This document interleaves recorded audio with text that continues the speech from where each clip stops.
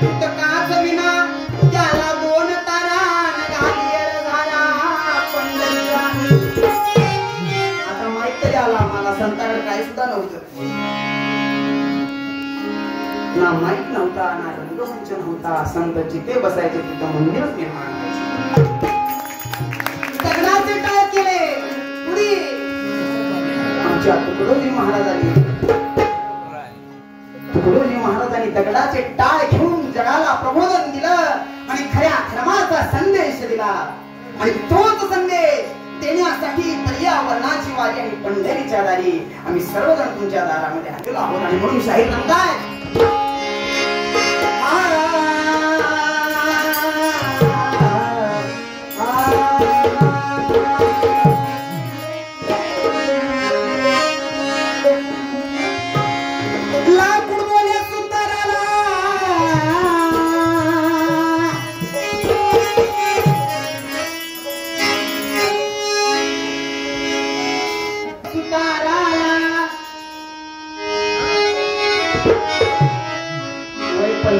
जरा सरकारी ट्यूब सारखा हळूहळू लागते बरं का सांभाळून.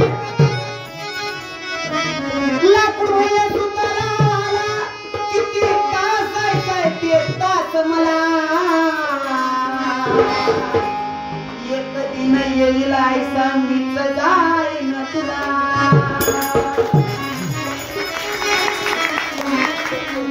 माती बोले कुंभारा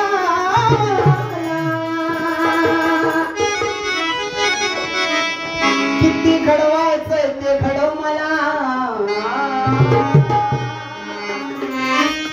एक दिन येईल ऐसा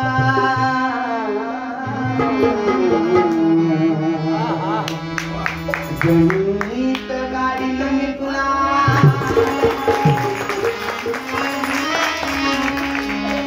पाणी बोले माणसाला किती वापरायचंय ते वापर मला.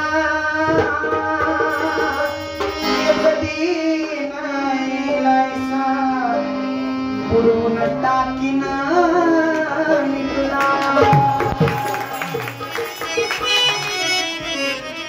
प्रपंचामध्ये जगत असताना भगवंताने जे पंचतत्व आपल्याला दिलेलं आहे त्याचा विचार मात्र आपल्या विवेक रूपी मेंदूमध्ये येत नाही. त्याचंच प्रबोधन करण्यासाठी हा विषय येतो. तो अंतर पर्यावरणाचा विषय, याच्यानंतर बाह्य पर्यावरणाचा विषय आपल्या समोर मांडणार आहे. पृथ्वी, आप, तेज, वायू आणि आकाश काय म्हणतात आपल्याला. लाकूड म्हणे तुताराला किती तास आहे ते तास मला.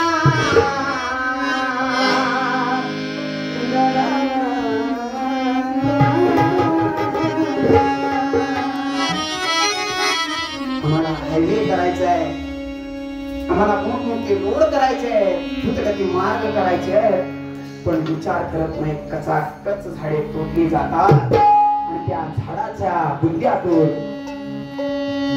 त्या झाडाच्या मुळातून आवाज येतो कसा. लाकूड बोले तुतारा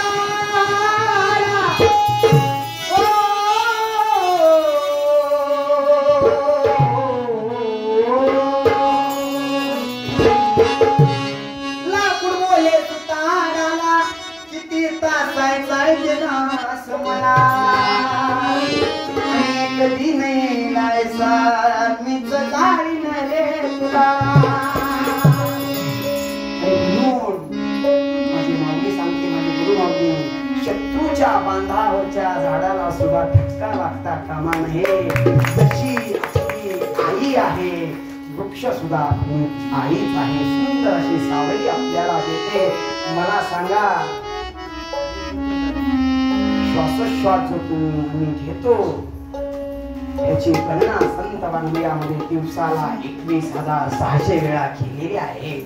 आणि त्या श्वासाची गणनी करत असताना निसर्गाने कधी तुमच्याकडून पैसा घेतला का? एकानं तरी हात वर करा की श्वासाचा माझ्याकडून निसर्गाने पैसा घेतला. पण दादा विचार करा, निसर्गाने एवढं काही आपल्याला दिलं, मोफत श्वास दिला, सुंदर अशी सावली दिली, राहण्यासाठी पृथ्वी तत्वानं सुंदर अशी जागा दिली, आणि त्याची परतफेड हा मनुष्य कशा रूपामध्ये करतोय. मनाला खंत वाटते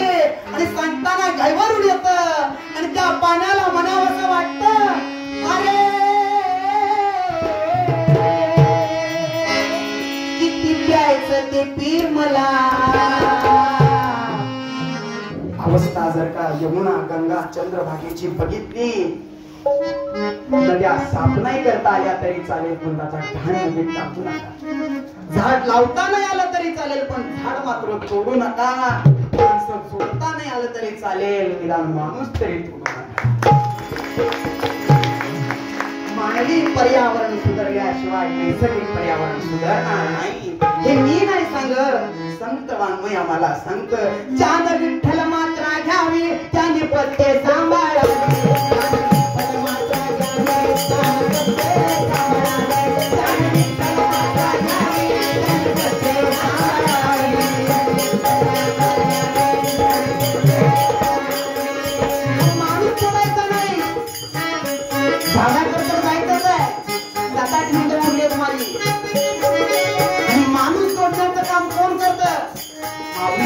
वैष्णव योगी दुर्लभ म्हणतात ज्ञानेश्वर माऊली. असा योगी आमचा योगी ज्ञानेश्वर महाराज यांच्या हरिपाठामध्ये तुका बाबा सांगतात, माणूस जोडायचा कसा. सुंदर ते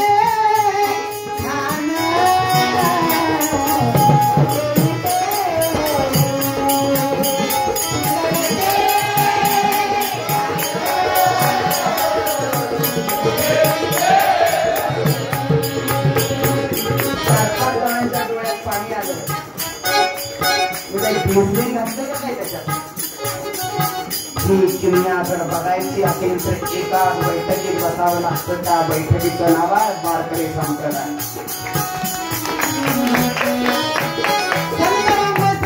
डोळ्यातून पाणी यावं हीच खरी समाधी. आणि समाधी लागण्यासाठी, एक दिन होण्यासाठी, परमात्म्याला मिठी मारण्यासाठी सोपा मार्ग सांगितला हरिपाठ. हरिपाठ म्हणजे काय? अरे ज्या पाठामध्ये हरायचा अभ्यास शिकवला जातो त्याला हरिपाठ असतो. वारकरी संप्रदायाचा एकमेव जगाच्या पाठीवर संप्रदाय आहे. रणात गेलं की पहिला लढावं लागतं, पण आमच्या संप्रदायात आलं की पहिला हारावं लागतं आणि मग जिंकावं लागतं. नम्रता, अनन्यता, शरण जाणे याचा मार्ग म्हणजे हरिपाठ आहे. त्यामुळं माझ्या मागे एक हरिपाठाची ओळख कोण कोण म्हणत नाही. हात वर करा, ताट हात वर करा.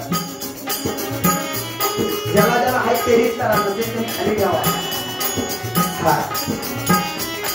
आता आपण दोन पार्ट्या करू, एक करू बीजेपी आणि एक करू काँग्रेस. आता कुणाचा आवाज जादा येतोय बघू. पहिला ही क्या पट्ट्यातले सुंदर ते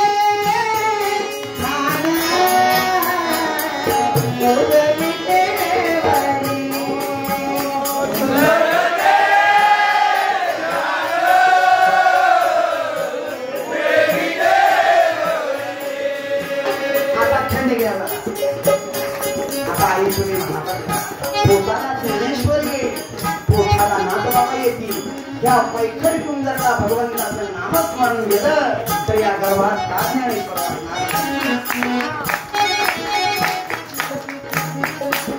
गर्भस्थ असताना ज्योतिबा फुलेंचे विचार जर का आपण विवेकात उतरवले तर पोटाला काल ज्योतिबा येणार.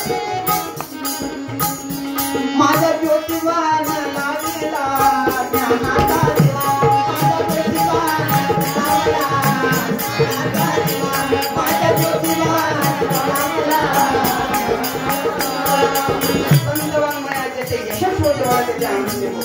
जिथं शोधवर यश आहे तिथं मी आहे, तिथं माझा वास आहे आणि त्याचा वास या ठिकाणी सुद्धा आहे. मनाचा सगळ्या यांनी माझ्या मनावर ताकदीनं मनाने जरा ताट बसण्याचा प्रयत्न करा. आता म्हणा सुंदर ते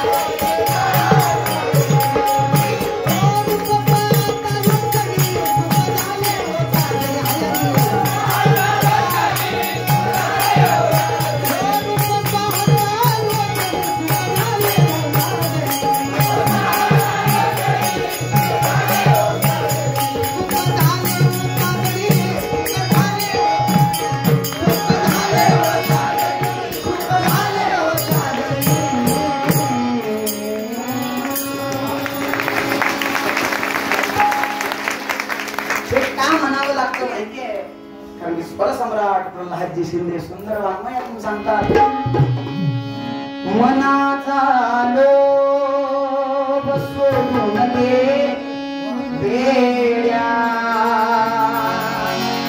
भटकू नको जगभर वेड्या, भटकू नको जगभर. तर मग काय लोक कलावंतांची आणि संतांची कधी लागे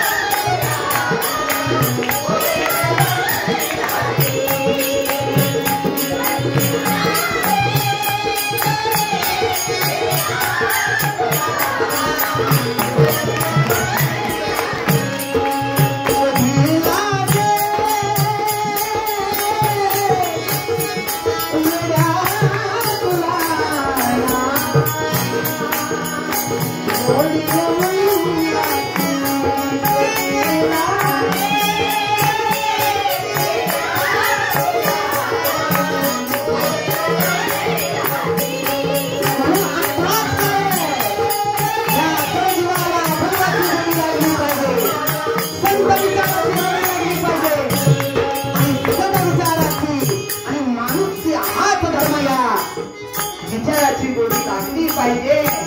आणि माणुसकी जशी आपण जपतो तसं पर्यावरण जपणं या काळाची गरज आहे. म्हणून साहित्याला सांगावं लागतं